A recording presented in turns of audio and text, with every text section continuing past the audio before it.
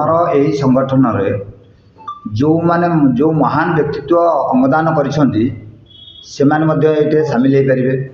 कृषक भाई भौणी मध्य सामिल हो पारे।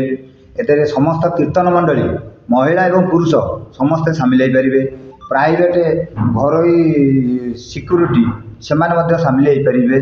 सरकारी बेसरकारी घरोई उद्योग कर्मचारी समस्ते सामिल हो पारे। जो माने 8 घंटा खटी 21,000 टका दरमा पाऊना से माने एथिरे सामिल हो पारे। विभिन्न कल कारखाना जो माने भाई भौणी माने अछंती एथिरे सामिल हो आमे गोटे मजबूत संगठन करी सरकार पाखरे आमे जदि दाबी उपस्थापन करवा आमर समस्या को सरकार को प्रदान करवा निश्चय दिने ना दिने आम कथा सरकार शुणव एवं आम समस्या दूरीभूत हम। या द्वारा कौन हम कला धन भी रोकब मुद्रास्फीति परिवर्तन आसब जनसाधारण उपकार निश्चिंत आसो। आप देखिए जी सब आम सरकार पाखे 13टी दाबी रखीचु नवेदन रखीचु दाबी कह नवेदन आम नवेदन करुँ सरकार को केंद्र सरकार और राज्य सरकार आमर ये नवेदन को ग्रहण करूँ विचार को नियंतु एवं जनसाधारण कल्याण काम लगातु। जेहेतु आमर बर्तमान कोड और कंडक्ट लगी एथर केतोटी जिनस अच्छी जहाँ बर्तमान नित्यांत आवश्यक। एथर गोटे अच्छी आमर सरकार आमठ भोट नौ किंतु आमर समस्या नौना आम समस्या आम पाखे पड़ रही आम कौन से ऑफिसर को जब आम समस्या बाबद जनाऊे सी भी इग्नोर कर समस्या को आम तार समाधान करना।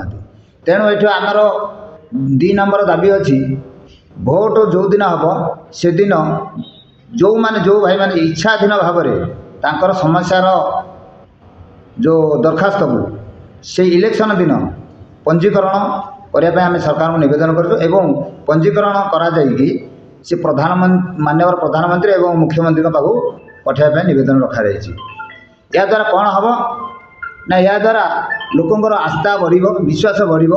आम दरखास्त माननीय प्रधानमंत्री पाखक जाइए आम दरखास्त माननीय मुख्यमंत्री पाखक जाइए। तेणु सेठो निश्चिंत गोटे स्वतंत्र चिठी आसो ऑफिसर पाखक जो आमर काम अच्छी समस्या किसी यह समाधान होगा आमर विश्वास बढ़। एवं देखिए